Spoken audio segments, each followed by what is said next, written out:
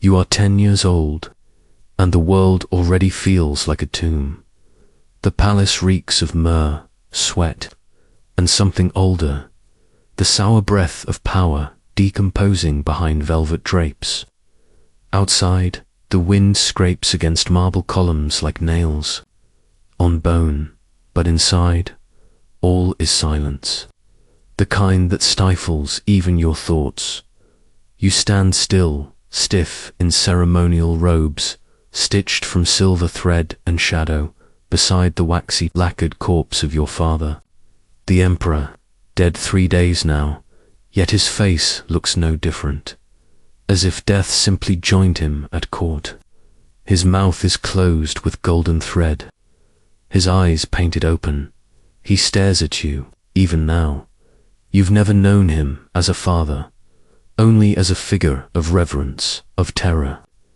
A god who never smiled, a voice that barked orders through silk screens. But in death, he seems ... small, smaller than you imagined, human even. And that, somehow, is the most terrifying part.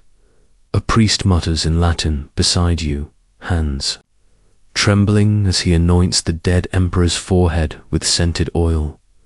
The ritual is ancient, older than Rome itself. Oil to preserve the illusion of divinity, oil to silence the rot. But the rot speaks. It's in the way the nobles fidget behind you, eyes darting. It's in the way your mother, cloaked in mourning black, refuses to look at the body. It's in the way your new crown waits, resting on a velvet pillow held by a eunuch, whose hands shake as though touching it burns. You are no longer a boy, you are an emperor, even if your feet dangle above the floor when you sit on the throne, even if your voice still cracks when you speak, even if you cry at night and pray to gods you barely understand. The senators bow low, not out of respect, but calculation. The generals kneel, but their eyes scan you like a hawk watching a wounded dove. You are surrounded by statues carved in your ancestors' image, stone emperors who ruled, killed, conquered, and died.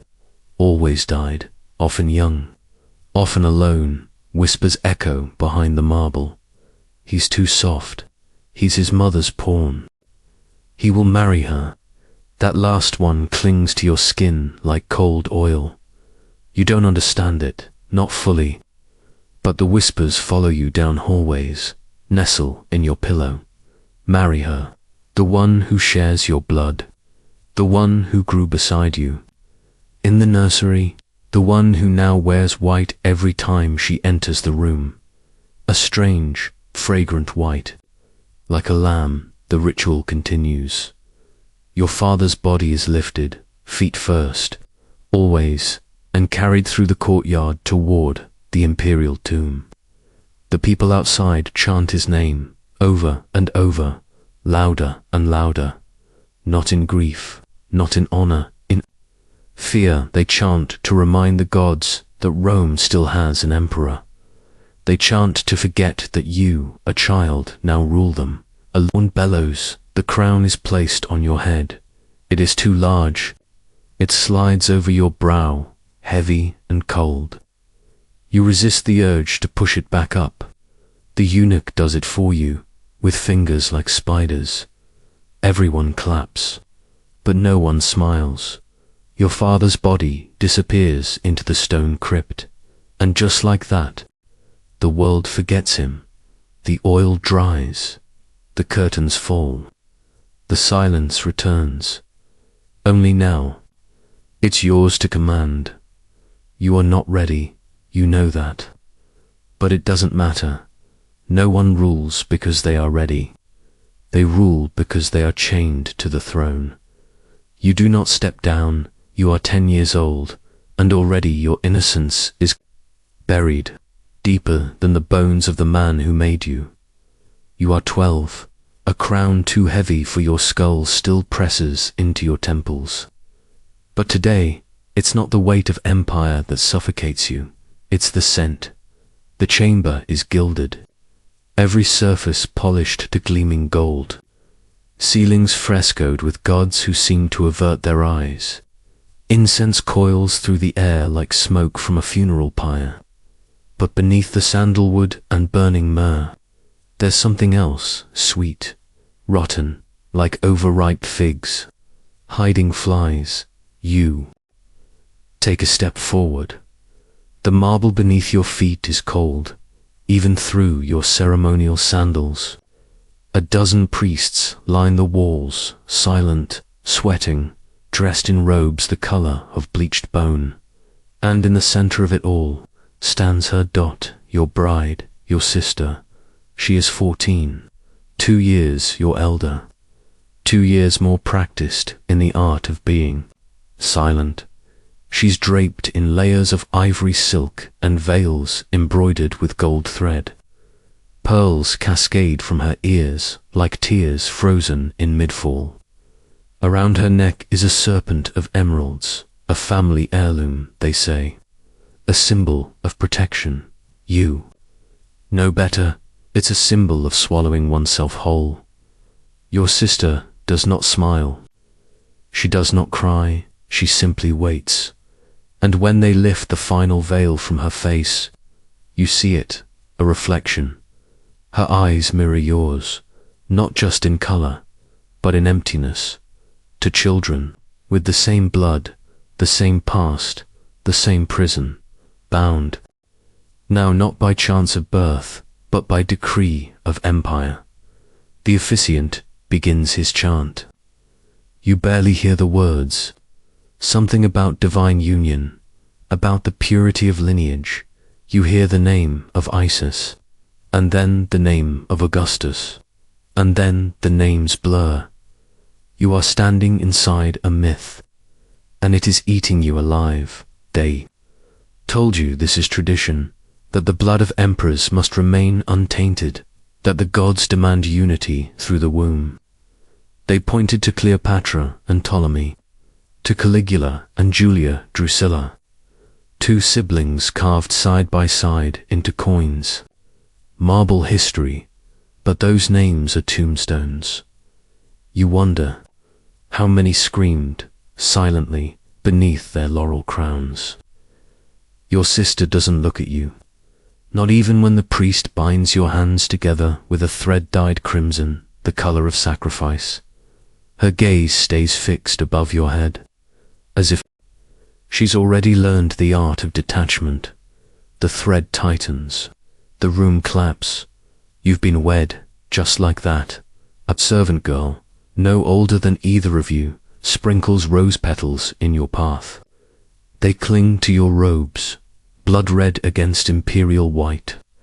You are led to the bridal chamber, while the guests feast in your name. Laughter echoes in distant halls. You are 12, and the empire is applauding your first step into manhood, as if this is not a funeral in disguise. The chamber is silent. A bed waits low, wide, and veiled. A gift from the Senate. You do not approach it. Instead, you sit on the edge of a marble bench.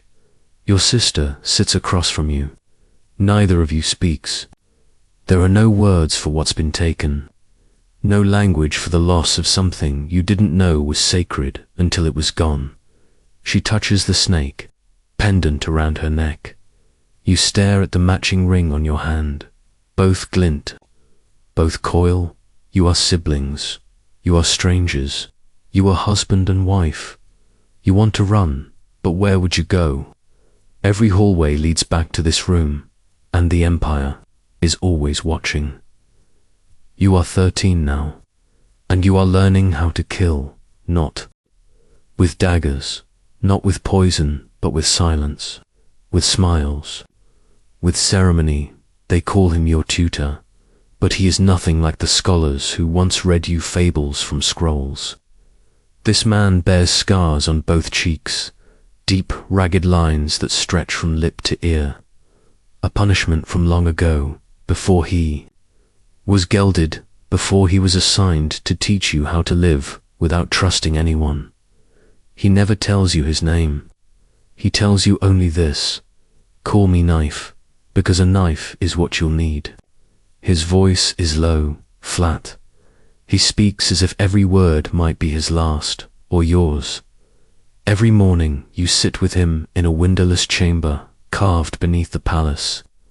There are no books, no maps, just a single table and 2 chairs. Repeat after me, he says. On your first day, affection is a trap. Kindness is currency, and loyalty is for corpses. You try to laugh. You think it's a joke. He doesn't smile. Instead, he places a small silver bowl before you. Inside, 3 grapes, still warm from the sun, and beside them, a sliver of dry bread. Choose, he says. You reach for a grape. Knife smacks your hand. Fast, hard, exact. You just killed your sister. He whispers. You blink. The grapes came from her tray, poisoned. The bread was yours. Congratulations. The empire belongs to the man who fed you. You stare at the bowl that the lesson begins. Every day, he teaches you how to read lips behind drapery, how to hear lies in the space between words, how to watch the folds in a senator's robe and know. Whether he's hiding a blade, he teaches you to look at statues, not their faces, but their hands. Power hides in posture, he says. Anyone who shows their palms is either a fool or already plotting. You don't ask about the scars on his cheeks. You don't have to. They're warnings carved into his skin by a former emperor who died screaming. Smile, Knife tells you. You do now mean it less. You try again, now mean it not at all. And you succeed soon. You forget how to speak without filtering every word through strategy. You forget how to walk without wondering who's watching your back. You forget what it felt like to laugh freely. Your body grows. Your bones stretch beneath royal silk, but your heart stays frozen. Your sister stops visiting the garden. She no longer speaks during meals. Knife tells you this is good. The more alone she becomes, the more dangerous you must assume she is. You nod, you believe him, because who else is left? The marble floors grow colder. You no longer notice the scent of blood at the base of the throne. You sit with Knife for hours, rehearsing executions in your head, playing games of betrayal and blame, imagining how to frame your cousin for treason, your mother for madness. Sometimes you win, sometimes you die. Knife says those are the best days. If you survive every game, he murmurs, you're not playing against anyone real. He shows you a scroll, a list of emperors and how they died, assassinated, poisoned, stabbed in the bath, smothered with pillows, slit wrist in public to avoid disgrace. Not one died of old age. That's your syllabus. He says, you nod. Knife leans forward, eyes glowing dimly in the candlelight. What do we say when we love someone? He asks. You repeat the phrase he's taught you, the phrase carved into the walls of your dreams. We say nothing, not out loud. Love is a knife, best hidden under silk. He smiles, and for the first time in months, you do not, you are 14, and the statues are whispering your name. At first, you think it's a dream, but then the voice returns, rasping, hollow, curling like smoke through the stone corridors. You follow it, barefoot across icy marble, your robe trailing like a funeral shroud. The palace is silent, too silent, the kind of silence that grows teeth. You pass the statues every day. You've memorized their shapes, ancestors carved from veined stone, wearing crowns you've now inherited. Their faces are calm, serene, dead. Tonight, their mouths are open. You stop before one. Augustus, your great-great-grandfather, His lips have cracked wide, split like old wood.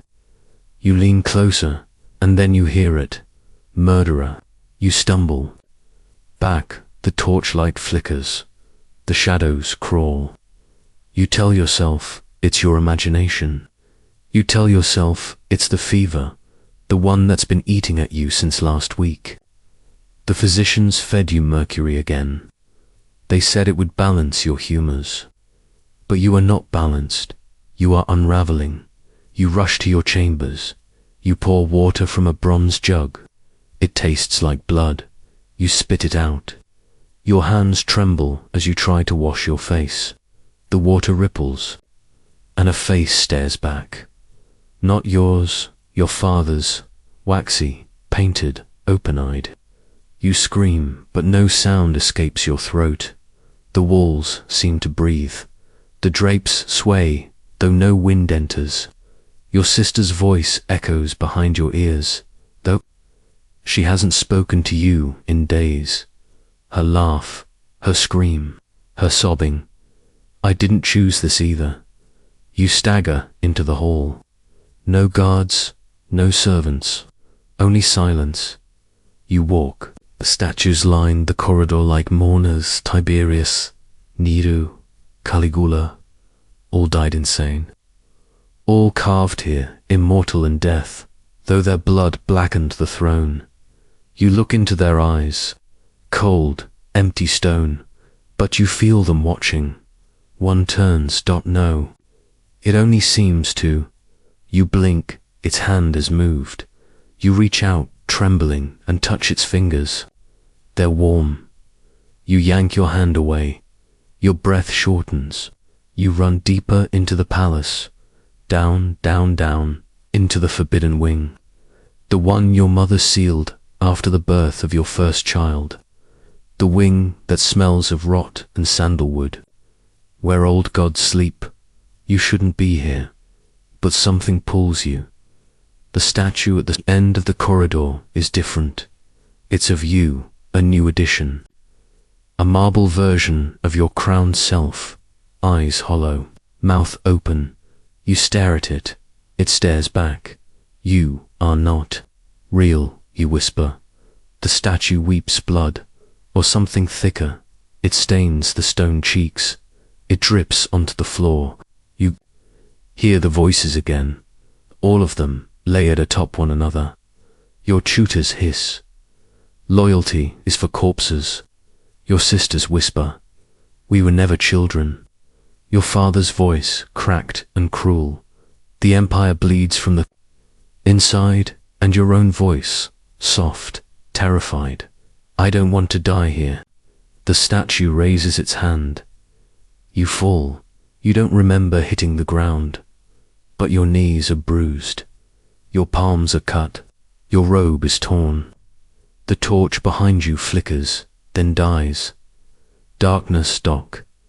You lie there, breath ragged, heart echoing in your ears. The statue says nothing now, but you know the truth. It doesn't have to scream anymore, because you are becoming it. Stone, shaped by fear, painted with blood, you curl into yourself. A prince, a puppet, a god with no face of his own. You close your eyes, and the statues whisper, ... until dawn. You are 15, and tonight you become a father. At least, that is what they call it. Father, as if you planted something in the soil of empire and waited for it to bloom. But this isn't a garden. It's a prison of flesh. The halls are muffled with silence again. That peculiar silence, padded with incense, dread, and wet cloth. You are summoned before dawn, not by decree, but by protocol. They say it's tradition that the emperor must attend the birth of his heir, even if the mother is his sister, even if she is only 17, even if she is dying.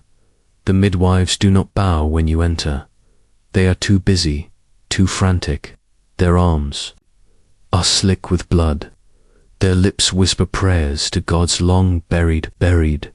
The air is thick, ripe with sweat, lavender oil, and something more primal.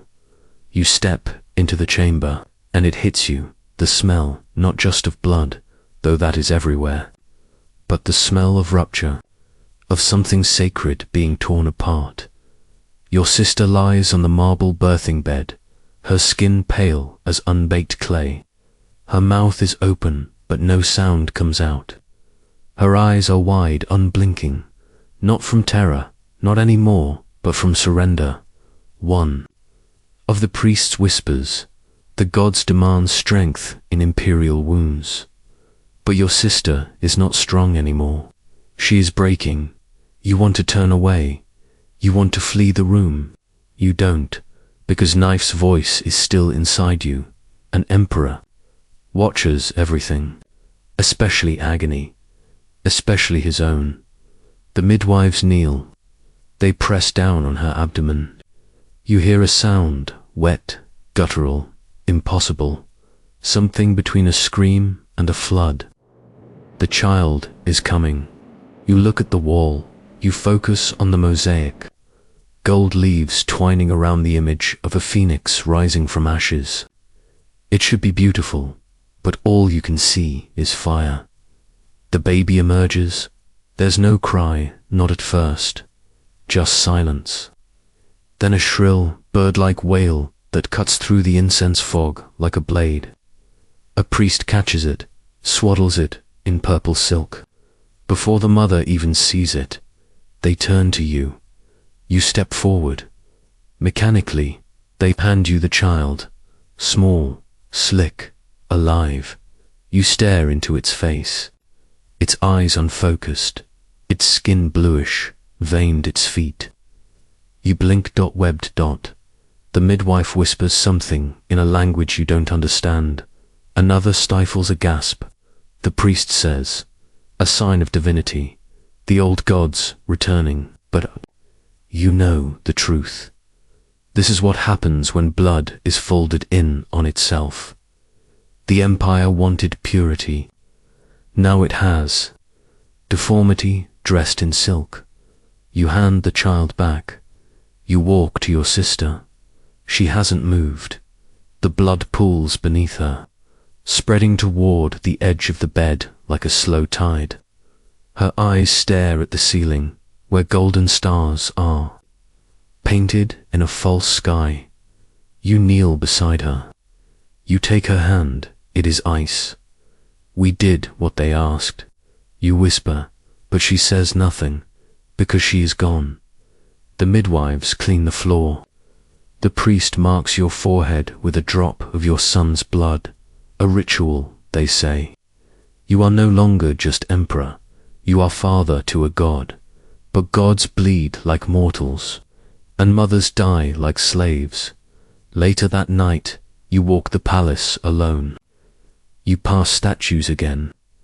They do not scream, they watch. You wonder if they ever stood where you stood, if they held a child born of blood, and wondered whether it would grow into salvation or decay. You look at your hands. They are still stained with red. You do not wash them. You let the blood dry, because here, in the womb of empire, there is no birth without death. You are 16, and today you celebrate. The priests call it a feast of gratitude, a celebration of new life, of divine continuity. The empire's line is secure, they whisper. The child lives. The throne endures. But beneath their smiles, you smell something rotting. You walk through the banquet hall, drowning in garlands of withered laurels and perfume strong enough to choke a god. The walls sweat from the heat of too many braziers. The golden ceilings flicker with candlelight, and the guests shimmer like wax figures, stiff, smiling, hollow on the long tables. Peacocks roasted whole, their feathers reattached with golden pins. Boar glazed in honey and vinegar. Figs split open and filled with crushed dates, leaking red syrup onto the plates. A newborn goat, milk-fed, garnished with violets and cinnamon, and over all of it, flies dot. At first you think it's imagination, one fly, then two.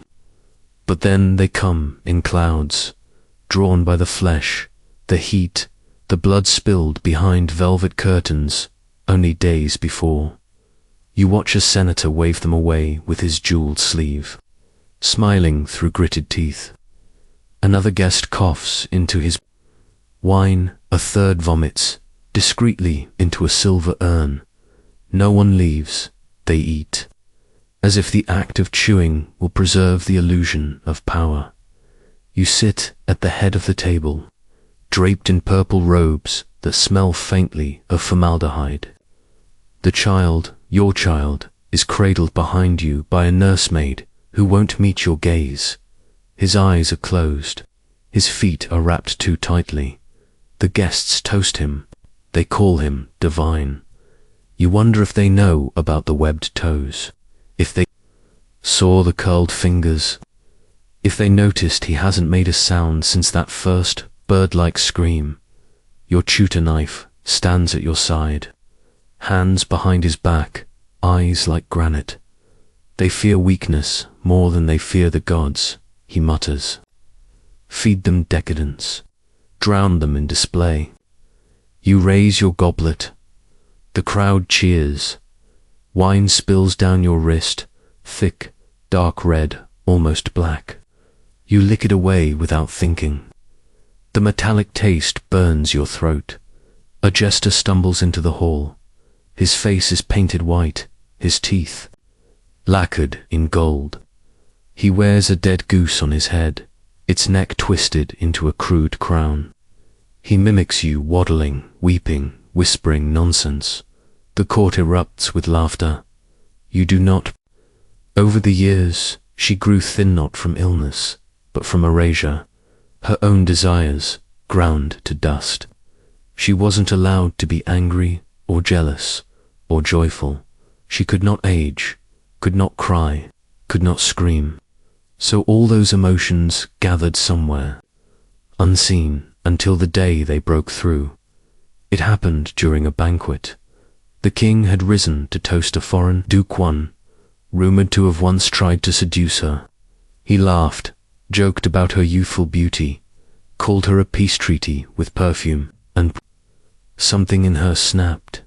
She didn't scream, didn't weep. She simply stood, smiled too widely, and poured her entire goblet of red wine across the king's lap. The room froze. He looked at her, shocked, but she met his eyes and said, "The costume is stained. Perhaps now they'll see the performance for what it is." That night, the queen did not return to her bedroom, and for 3 days the palace buzzed with rumors. Had she fled? Had she been locked away? Was she dead? On the 4th morning, the curtains in her chamber were found torn, her gowns slashed, and in the center of the room, on the floor, lay her crown broken clean in half. No blood, no body, just absence. It was never explained. The king said nothing, and the kingdom moved on. The royal portraitists were summoned. Her likeness was preserved, in paintings for generations. Soft eyes, pursed lips, always obedient. But those who had known Horelli, known her, saw something else in those brushstrokes, a smirk hidden behind the smile, a quiet rebellion in the eyes. The maids say that, sometimes, late at night, her chamber door creaks open on its own. A breeze moves the curtains. The scent of roses, real roses, not the dried ones used for ceremonial, lingers in the air. And the mirror, it is still there, but now it always reflects 2 figures, the viewer and someone seated behind them, always watching, always waiting for the curtain to fall again. He was born with his eyes wide open. From the moment that Queen screamed his name into the stone walls, to the second the midwife gasped and said, "He's watching me." The prince was different. He refused to cry, refused to sleep, refused to be held by anyone but the queen, whose arms, too frail from years of forced elegance, barely contained him. And even then he wouldn't close his eyes. Not once. He doesn't dream, whispered the nursemaid.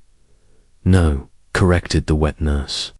He dreams, while awake. They tried to lull him with lullabies, swaddled him in velvet, lit lavender candles, paid monks to chant over his crib. Nothing worked. He remained alert, always watching, always silent, always silent, always. Remembering Dot, because that's what terrified them most. The boy remembered things he shouldn't. At 3, he walked into the great hall and pointed at a knight no longer in favor. He's the one who kissed mother's hand too long. At 5, he passed a servant and said calmly, she was the one who cried in the hallway the night my father locked the queen inside. At 6, he stood beside the king's throne and murmured, you lied when you said the war was over. It was just moved into her bed. The king sent him away, far from court, far from mirrors, far from the queen's memory, but sleep still didn't come. Instead, the prince began writing, not in ink, but in charcoal on his chamber walls. Symbols, phrases, fragments of dreams that weren't his yet, felt inherited. The crown is made of teeth. She danced without feet. The king bleeds from a wound he won't admit exists. She is not gone. She is just waiting for silence to speak. The castle doctors were called. They said he was mad, but the steward said, no, not mad, just born into a nightmare and too awake to pretend it's a dream. By 12, he was quoting the queen verbatim, not the public speeches, but the things she whispered behind closed doors, her thoughts, her regrets. She used to whisper into my hair, he told his tutor. But she died when you were 9, the tutor replied. Not the queen, the boy said, the woman trapped inside her. Eventually, the king stopped asking for updates. He treated the boy like a ghost. But the servants knew better, because late at night the prince would wander the halls in bare feet, trailing cold behind him like a mist. He'd stop outside the queen's chamber, the one locked since her disappearance, and place a hand on the door. Then he'd whisper, I remember the real you. You didn't disappear. You became me. One night, at 15, the boy stopped eating, stopped speaking, locked himself in his room. When they broke the door down, they found him sitting cross-legged in front of his mirror, stone-faced on the wall behind him. Scrawled in black soot was a single sentence. To sleep would be to forget her, and I will never let her be forgotten.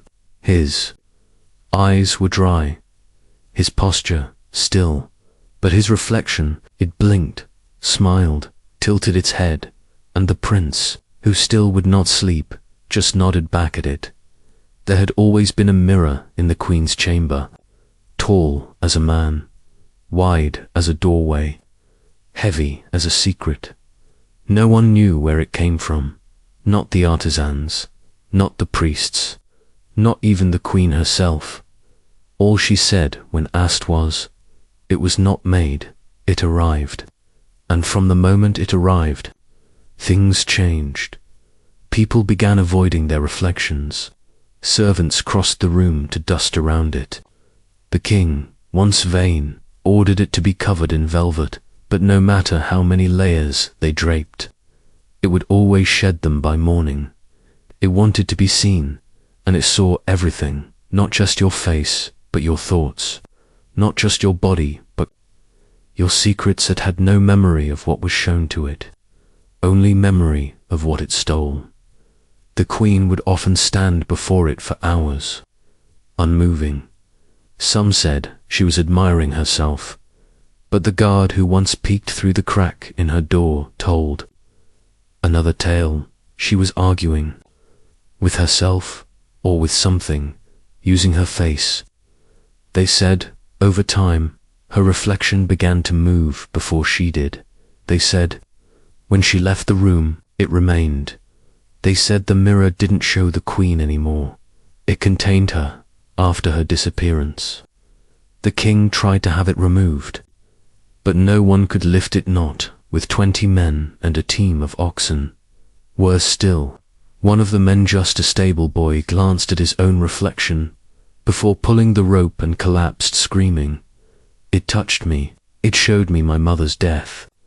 And I hadn't even known she was dead. She was killed that morning in a fire. From that day on, they sealed the chamber, bricked the door, let ivy cover the windows. But the mirror, remained, watching, listening, waiting. Years passed.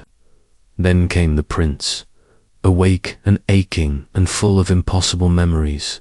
He knew of the mirror, spoke of it often. She's not in the mirror, he once said. The mirror is in her.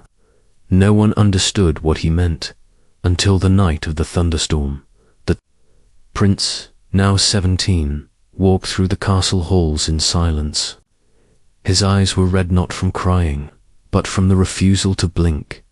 He stopped before the bricked-up wall, laid his palm flat against the stone, and whispered, "Let her speak." And the bricks cracked, one by one, like teeth loosening in old gums. They crumbled. Dust fell like powdered bone. Behind it, the chamber, undisturbed, undecayed, and in its center, the mirror still silent, smiling. He stepped inside. No torches, no guards, no prayers, just him, the rain, and the glass.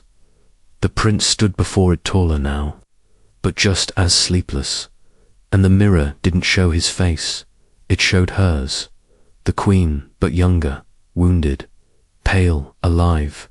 She reached toward him from within the glass, and when he reached back, their fingers met, yet no surface cracked, no ripple passed, because the mirror wasn't glass anymore. It was memory, it was promise, it was truth, refusing to die quietly.